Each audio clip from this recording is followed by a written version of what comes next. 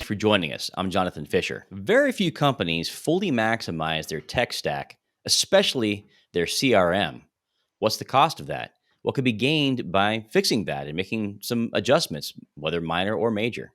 Well, the guest we have with us today is the perfect man to help us fill those gaps. We have with us Anshul Verma.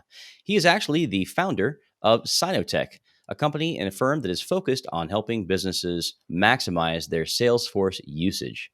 Anshul, we're grateful to have you on the show today. Welcome to the program. Thanks, Hanson. Thanks for having me. Absolutely. I'm sorry, Well, my name though. your firm is focused on helping businesses maximize the use of the world's first software as a service, Salesforce. But you come to us with knowledge about CRMs in general. Maybe the best place to start off with, you've seen the good and bad, the ugly. What are some of the ways that most companies are missing it when it comes to their use of CRM? Yeah, Jonathan, I think that's a very wide question. There are various parts to it. In total, I would say there are various ways in which you can approach that answer to that, and it depends on organization to organization. So, if I may, I would say at a very high level, I break it down into small pieces. The first and foremost, I would say, is the vision and strategy, which led to and which should drive the whole CRM solution or CRM approach of the organization. Um, Now, if I talk about vision and strategy, we always think about some leaders sitting in a room or leaders sitting in a room and discussing that. That is part of the vision, but we need to look at it from top to bottom. And there has to be a clear vision in terms of what we want to achieve and how we will achieve that. The more gap there is between these two points, the hazy your vision would be, and the more chances of your CRM is going to fail will increase. Another point I would add in that would be that when you're designing the strategy, we should design this CRM approach with the end user in mind. A lot of times we have seen that CRMs are designed for the leaders, for CEOs, for executives, uh, as they would like to see the outcome. But that will only give us the end result, maybe a report or a dashboard. But the actual outcome, the people who are using the system in and out, are the actual users, which wherein the strategy, the system should be created around them, so they can get the maximum value out of it. Hmm. Uh, I'll take a pause if you have any questions. Yeah, well, I think it's really interesting. You start with vision and strategy. I think a lot of probably most people just think, well, isn't that self evident? I mean, I'm just trying to, track my contacts and contacts, manage pipeline, and assign some forecasting. I mean, it's pretty basic what we do. What do you talk about vision and like, why do I even need that? Maybe you could help us with that. No, that's a great point. Yeah, on the surface, it looks like it's pretty cut out. We go with sales. We just want sales pipeline, sales forecasting, and we're done with that. But if you look at the overall value of what CRM brings to the table, it could have been a right answer 15 years back. But when we look at today's customer engagement, from different standpoint, be it sales, be it marketing, there are lots and lots of things happening behind the scenes, be it your operations, how you're generating different, providing different discounts. And all those factors come in as part of CRM. And all those processes have to be baked in as part of your CRM strategy. Because the more you can imagine it is, the more siloed your CRM is as part of your overall business process, the lesser the value and utilization you'll get out of it. So the more engrossed your CRM is as part of your business strategy, is part of your execution, the much better chances of, yeah, there are more chances to get value out of it. So, would you say that there is an ROI that's being missed? Are there even some hard costs? So, if we just jump in and start using it the normal way, talk to us about sort of the profit and loss issues that come into play with that. Yeah, there, I would say, not just ROI linked to that. There's definitely the uh, you can say revenue optimization that you bring as part of CRM implementation, but there are additional avenues where you can increase your revenue altogether, not just by the current sales, but you can also look at opportunities like upselling or cross selling, which are often lost when we look at a very basic, we can say, CRM strategy or implementation. And that's where my point was that lot of times we have seen that CRM strategies are not really driven by business teams, a lot of times by IT teams, wherein they miss the mark. However, if CRM is driven by the sales strategy, by the business strategy, which are defining like how they want to use it, what they want to attain as an outcome, a much better outcome. So IT can in this case be enabler, but the strategy has to be driven from business end on this. So that's a very common divide, the technical people inside of a company from the business development people. So there's probably some recommendations you could make about getting everyone on those two teams to be working from the same playbook. What would be some of your input on that front? Yeah, I would say the way we have seen it work better for a lot of organizations of different sizes, for that matter, is we start off first with the high level, you can say, vision of what we want to accomplish. That's at the leadership level. We define some high level objectives. Let's say we want to increase our revenue, we want to increase our customer experience, and we want to put that into a measurable, you can say, units. How do we want to measure the outcome or success of this whole engagement? Then we work with the management team where we involve the business managers, understand their problems, their suggestions, and bake them as part of the execution model. And that's where it that is now ready to be taken up to the IT team, where we now processes can be enabled with the help of technology. So this partnership is very important, where we start off from top to bottom, and a whole system or the process, new system gets evolved. So, what if you're already moving forward from whatever you did with the CRM from 5 years ago? Do you recommend ways to kind of get everyone on your team to push a big refresh button? Yeah, I would say there's no silver bullet for that. There are situations where that happens, where CRM was like a silver bullet implemented 5 years back, and now it's a long forgotten story. People are using it, but now it's not up to date. It's not maintained. My recommendation in this case would be, again, going back to the strategy, creating a CRM strategy and how you want to not just bring it up to date based and align it closer to the business operations, but how can you keep it relevant going forward? And that is basically one of my points, that it's not just time, it's also about how are you going to keep it relevant. Business landscape is changing every day.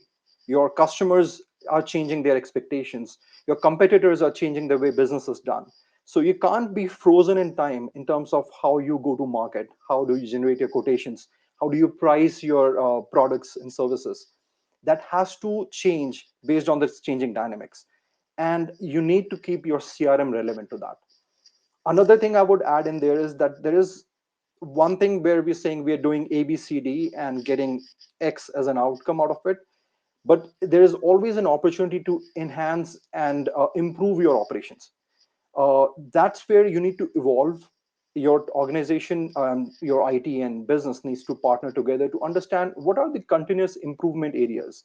What are the areas where probably my sales people are spending more time, or my customer service is spending more time, or the areas where we are getting a lot of errors, a lot of you can say repetitive work that can be automated or that can be removed from the equation altogether. So that's a lot of areas that need to be worked upon. But in nutshell, I would say the strategy of that, the engagement strategy between business and IT, is instrumental in this case. And that strategy has to be not just set in stone for the current time. It has to be something that is, you can say, includes the incremental improvement that are supposed to come in. Well, so you've outlined several key areas where I think there is missed opportunity. Sounds like on Shul, where there's underutilization of existing features.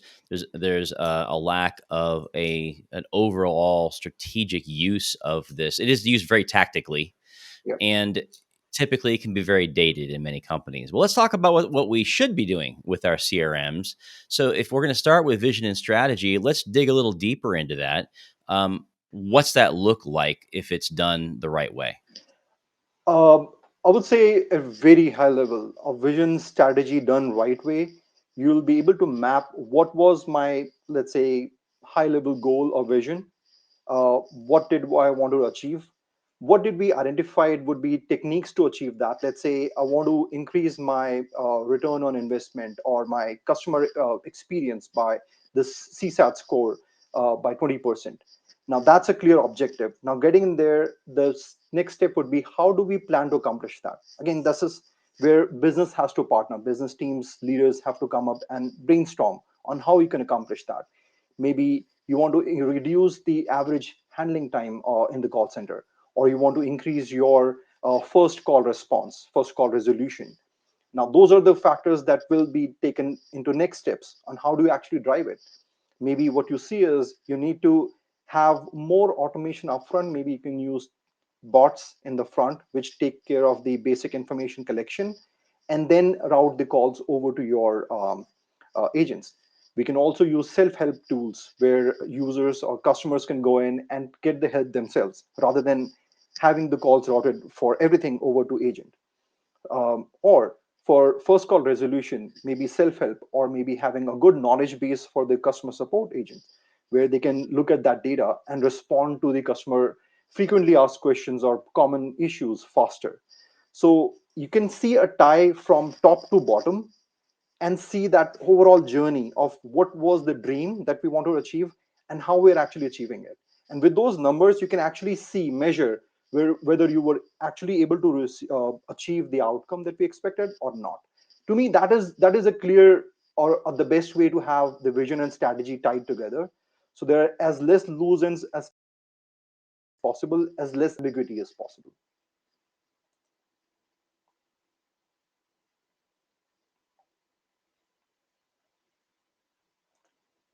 Uh, Jonathan, I think I'm having some Thank you. issue. I was not able to hear Once you we have audio. a good vision and strategy in place, how do we measure our progress from where we are to where we want to be based on that vision and strategy? Right. So, just to be sure, can you just hear me now? I was having some audio issues. Yeah, we're good. Okay. So, yeah, I would say, and this again is something that we help our customers into, because there is really no good answer for that, or best answer that applies for everyone. But the way we always look at any such engagement is to what we call as a agile way. We look at the overall engagement, overall journey, and break it down to smaller pieces so that we're not looking at, let's say, a 6 months or 12 months engagement, which is very hard to quantify, very hard to measure how we are progressing.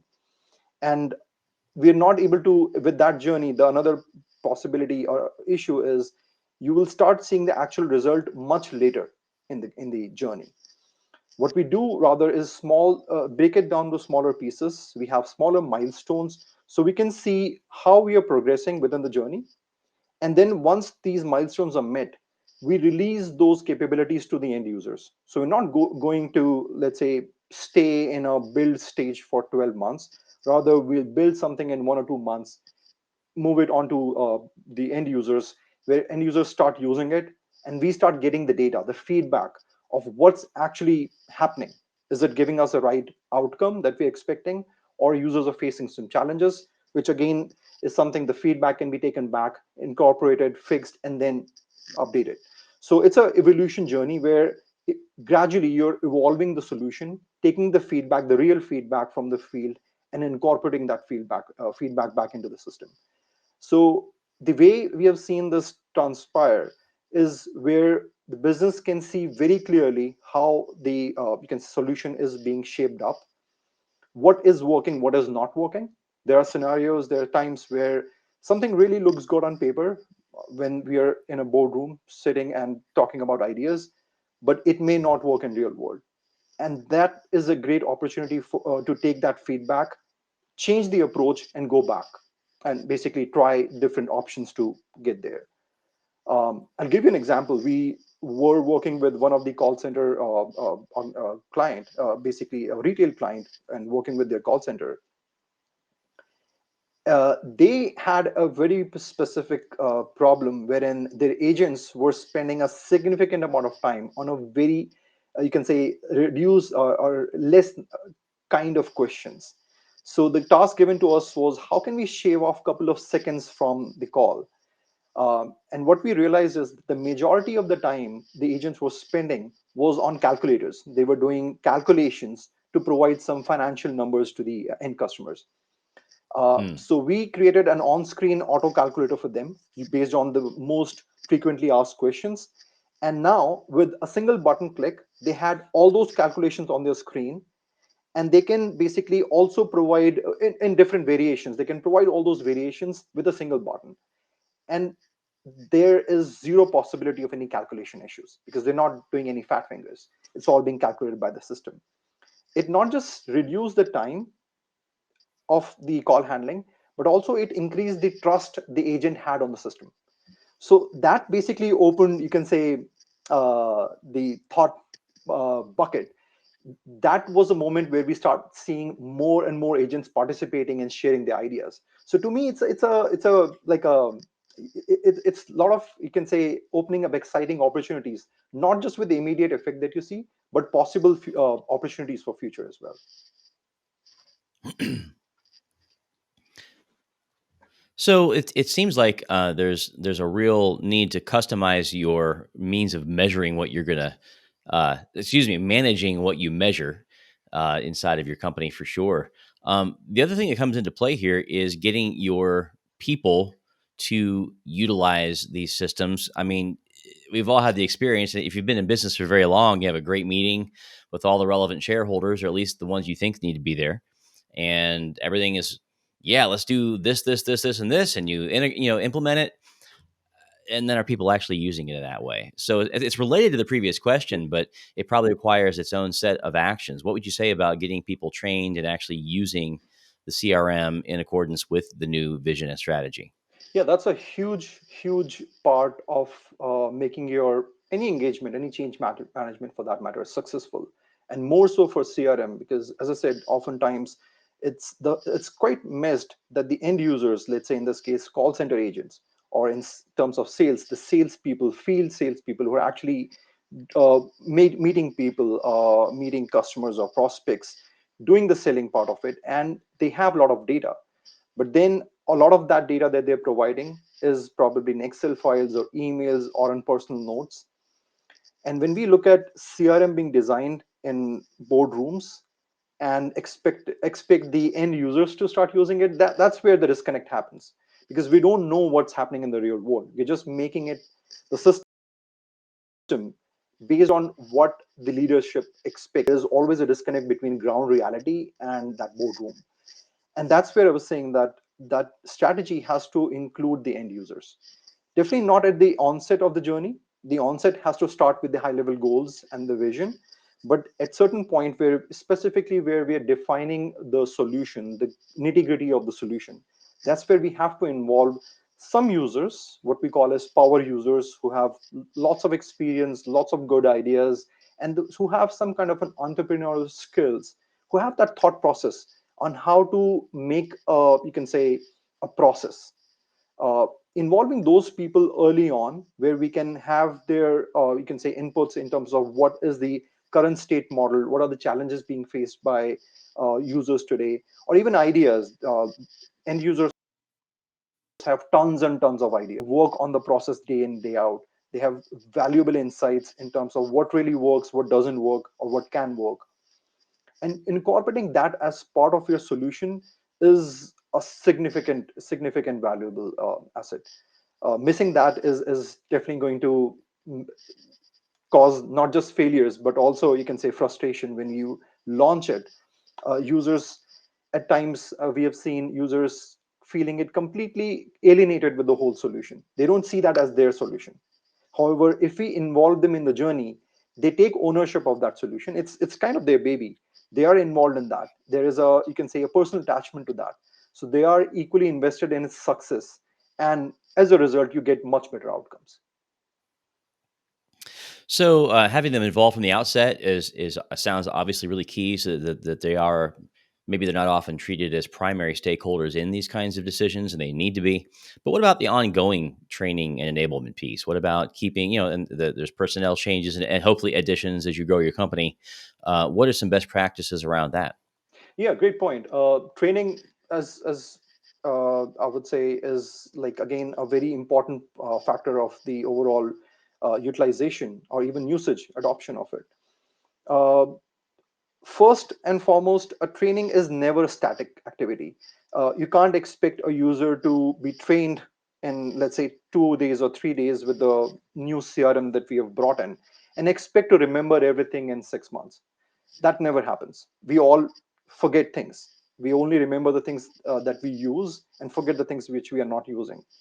So, in my view, there is always you can say a recommendation to have a training and a retraining program wherein you can have the training which covers the basic you can say functionalities, cover all the things, and then you retrain the users based on, let's say, how they're performing. It can be tailored to specific user sets, maybe certain salespeople who are not performing as expected, or who are not engaging with CRM as much as you would expect or based on your benchmark.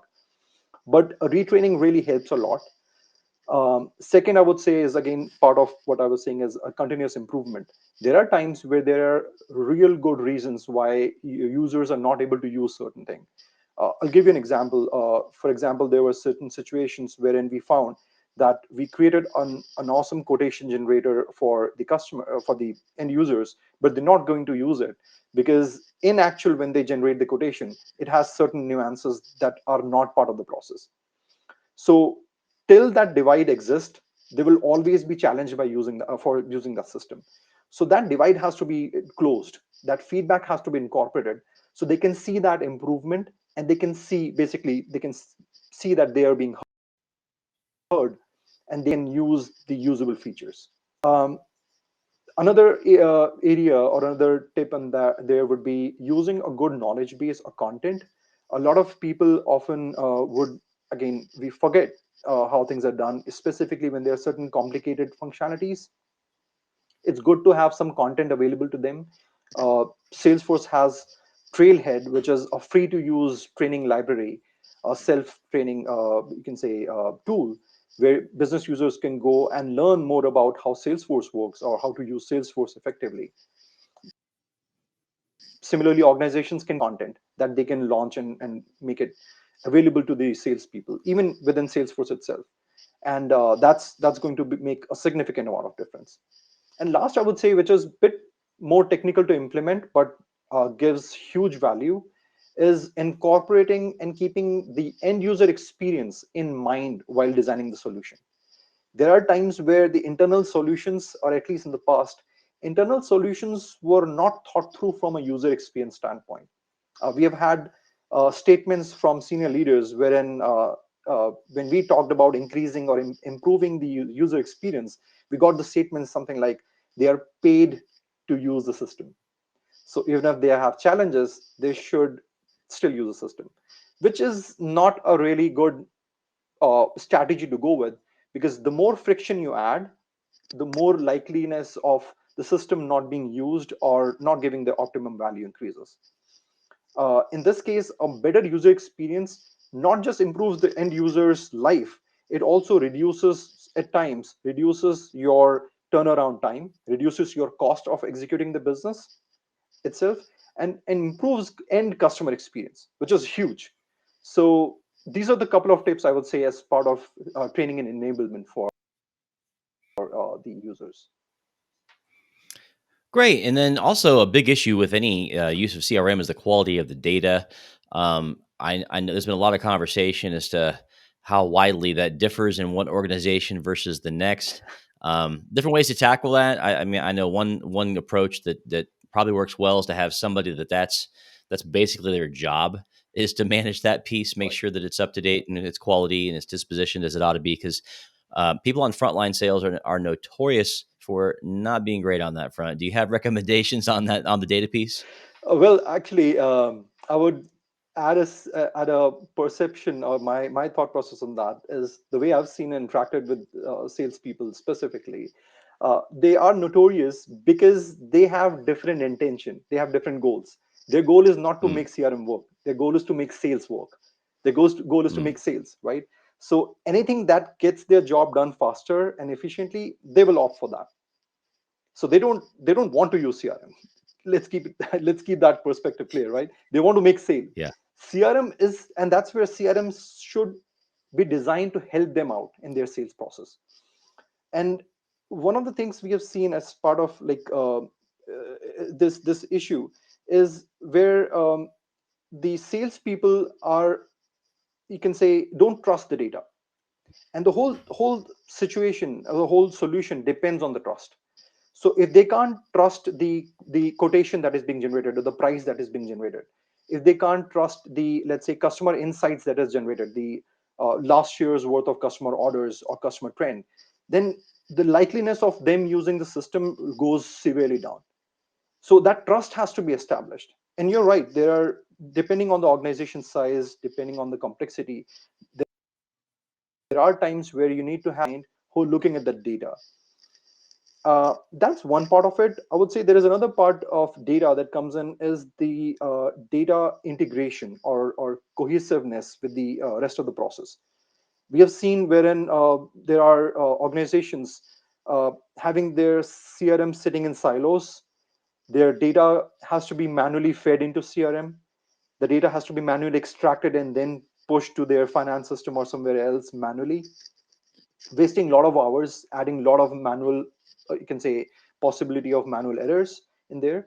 So it's not just about maintaining the quality of data within the CRM, but I believe it's also about how do you integrate that process, that data, with the rest of the processes, rest of the systems. So your data is flowing in seamlessly.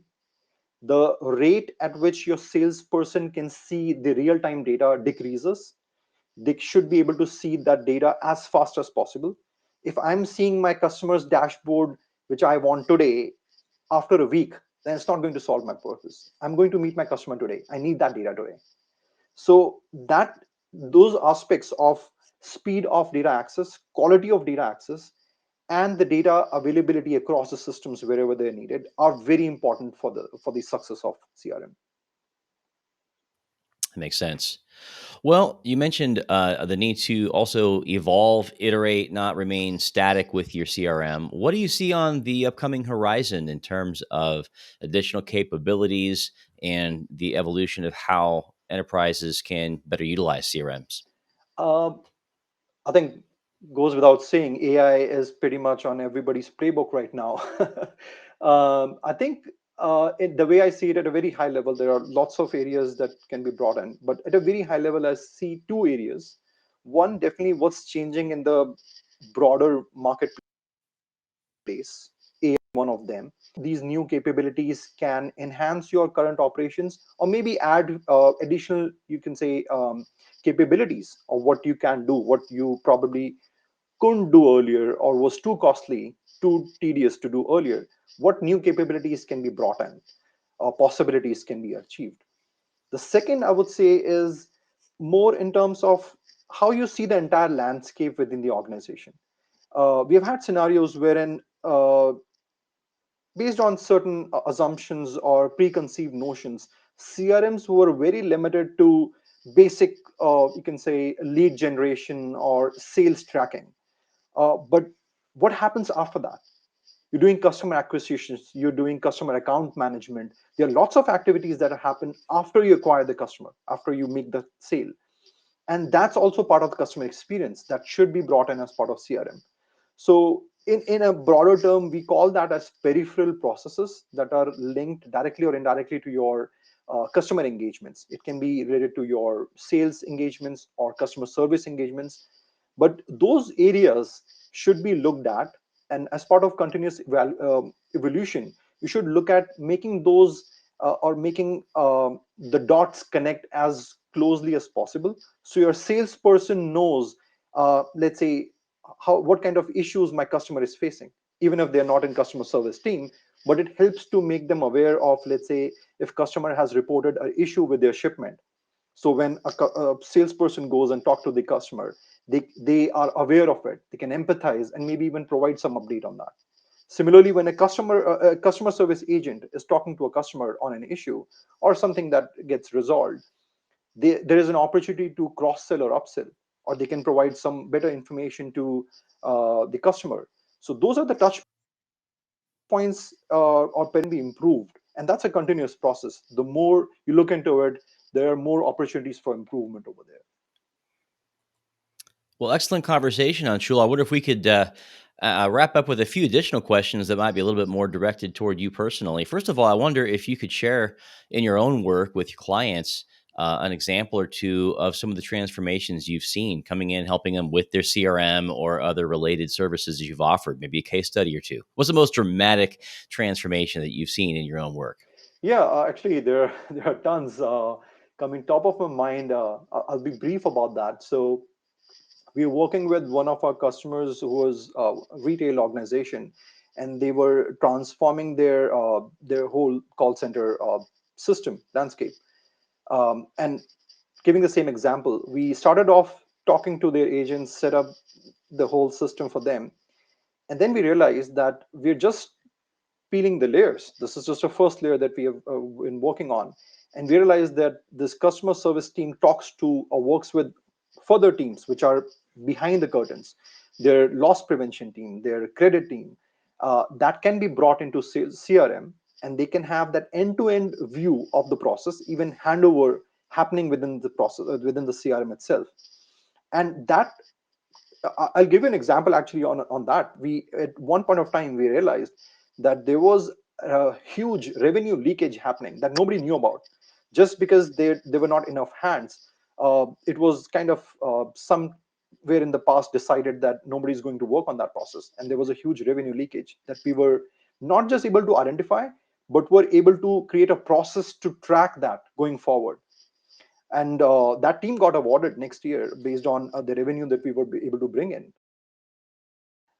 with, you can say, our small initiative with there. And the transformation that we brought in, or actually how we uncovered some unknowns in there. uh, Another example, I would say, for one of the organization was, it's a utility organization, widely used in US. um, and they had basically an old system wherein they had field technicians who they had to route. They had certain products that they're consuming, certain equipments they're using.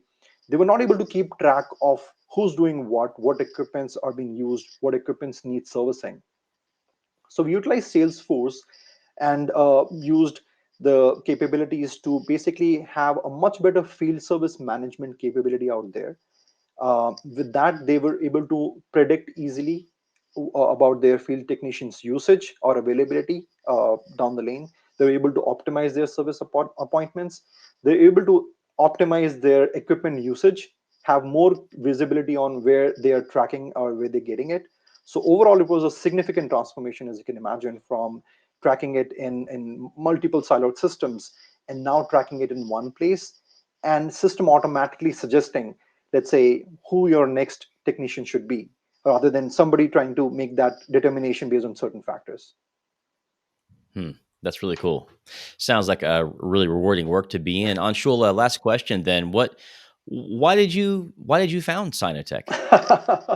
Yeah, we do get that question. Actually, I would say the first starting point for me was in the IT was when we started building the solutions and we started helping out businesses. I love that whole thing. But practically speaking, we where I come from, it's a small place in India, and we didn't had as much opportunities. So the we came up with was, why don't we start something out of that place, so we can give people jobs and opportunities in there. That was the seed of the whole idea of starting a company. But now, as we are looking at it in a broader way, I think we're also looking at not just providing the opportunity to the folks over there, but also helping small and medium businesses, where we see a huge divide in terms of the companies which can provide services to them, the right quality of service at the right price, and there's a huge gap in there, and that's where we're trying to fill that gap. Well, I definitely think that you have demonstrated you have a great knowledge of the area and a lot to offer. If the listener would like to go further and take a look at, have you work with, I mean, Salesforce is definitely one of your fortes, but you can work with Microsoft Dynamics and do general web development, help with any CRM at all. So if a company owner or C-level leader wants to reach out to you, what's the best way for them to begin the process? Yeah, actually, they can reach out to our website and or even send an email to us at sales@cynoteck.com. That would be the best way to reach out, or LinkedIn. All right. All right, and then we'll put the website there in the show notes. But Anshul, it's been a great conversation. I'm grateful for you coming, adding value to the Evolve Sales Leader audience. I appreciate you being on the show today. Thanks, Jonathan. Thanks for having me. Absolutely. Well, and for you, the listener, we thank you for once again being with us for this episode. We are proudly sponsored, as always, by Overpass. And our previous episodes can be found wherever you like to get podcasts. If you found this in some other format, check us out on Spotify or Apple iTunes, wherever you like to get podcasts. Lots of great content, all of it related to B2B business development, from marketing to selling to structuring to lead gen to demand generation. We cover it all on the Evolve Sales Leader week after week. So come check out an episode and share it with someone you know who could use the insights found here. Well, that's going to do it for this episode. We'll see you next time. Thanks for being here. Take care.